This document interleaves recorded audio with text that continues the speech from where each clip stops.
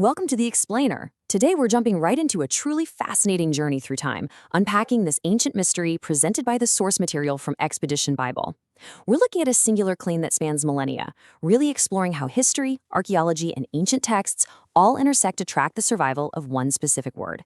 It's a super compelling look at what the source calls the 5 proofs of Yahweh, and I am so excited to guide you through the evidence they've put together here.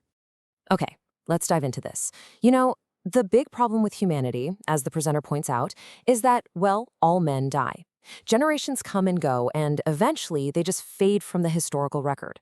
But the core hypothesis we're testing today is whether an immortal historical figure, specifically the God of the Bible, can actually be traced through continuous human history. Basically, can a single personal name genuinely survive 3,500 years of empires rising, falling, and literally crumbling to dust? Part 1. The enduring name of Yahweh, a 3,500-year claim. So the source roots this whole investigation in the biblical narrative found in Exodus chapter 3, where God speaks to Moses from a burning bush. Moses, knowing the Israelites are absolutely going to ask exactly who is sending him, asks for a name. The response is those 4 ancient Hebrew letters, Yod, He, Waw, He, sounding out Yahweh. But it's this specific bold quote right here that the presenter uses as a historical test. "This is my name forever, from generation to generation." The source asks a really brilliant question here. Can archaeology actually test this? Can we literally trace this exact name through every subsequent generation in the historical record? And this brilliantly illustrates exactly how we are going to physically map this timeline. We aren't just looking at random, disconnected artifacts. We're tracking 5 distinct, concrete historical proofs provided by the source, spanning all the way from the 15th century BC right up to the present day. We're going to leap across thousands of years of human history just to see if this name actually endures the ultimate test of time. Part 2. Ancient inscriptions in stone, the first proofs. We start in the deep past. The source highlights the scorching, sun-drenched ruins of the Temple of Celeb, which was built in ancient Sudan by the Egyptian pharaoh Amenhotep III.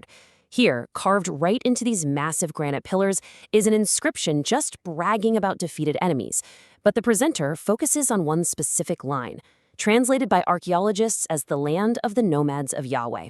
The source details how 4 ancient Egyptian hieroglyphs, a reed, a house, a noose, and a bird, perfectly sound out the name Yahweh.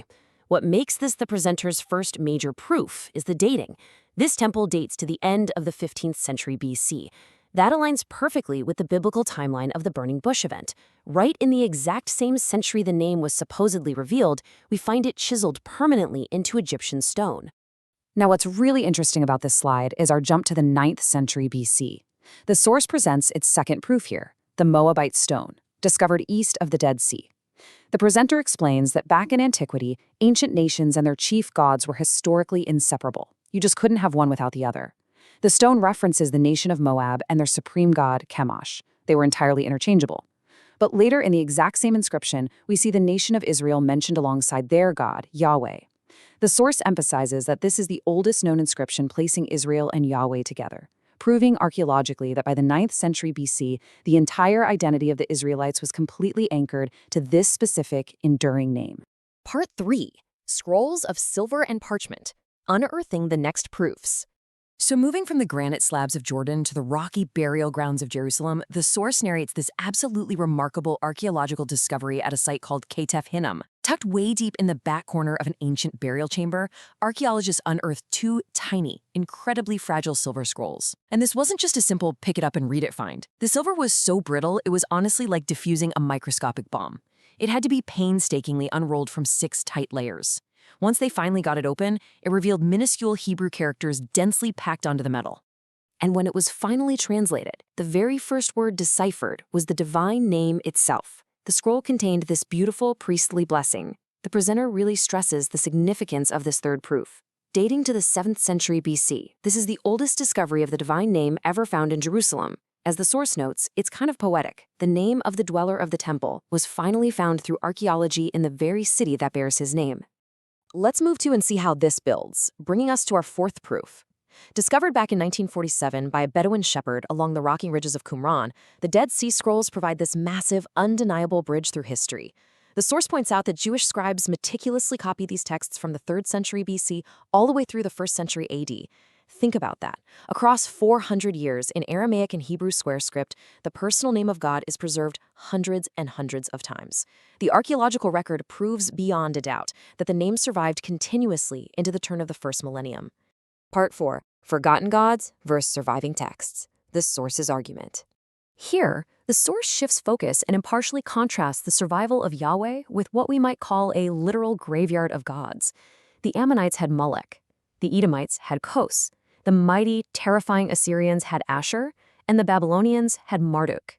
Yet, if you consider their current status today, they are all entirely forgotten. The presenter points out a pretty stark reality. Today, you are not going to find a single synagogue, church, or temple where people gather to worship Ashur or Marduk. Their names, which were once feared across massive empires, have completely fallen out of use.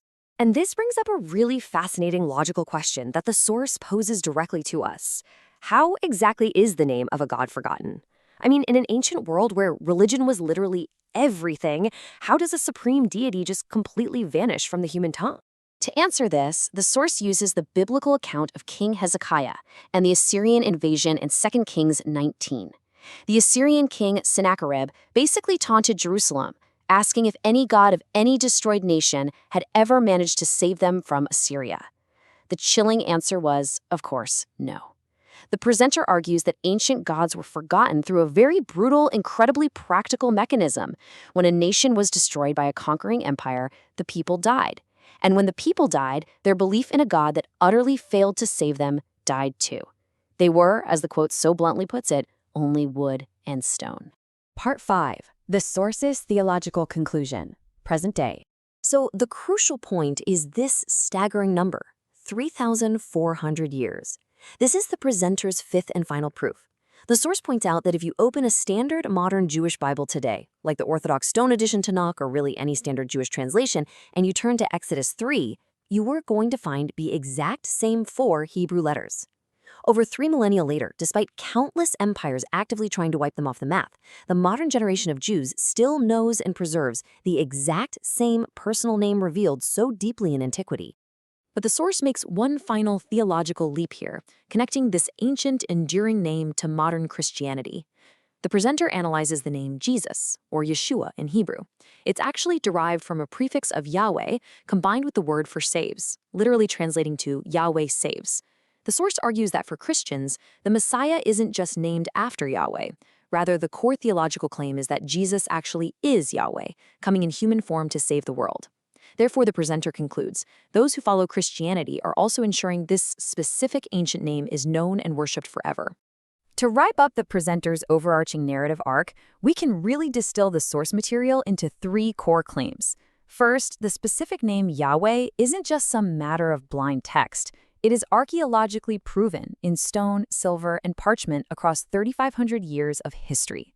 Second, it uniquely survived while its rival ancient gods just faded into dust when their nations fell.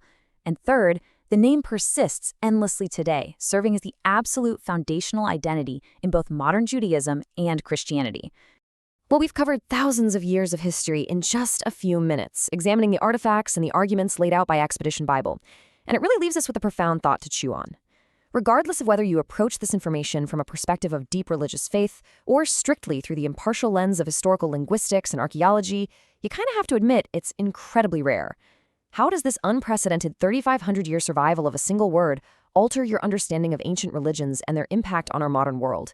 It's a massive question, and one for sure worth pondering long after this explainer ends.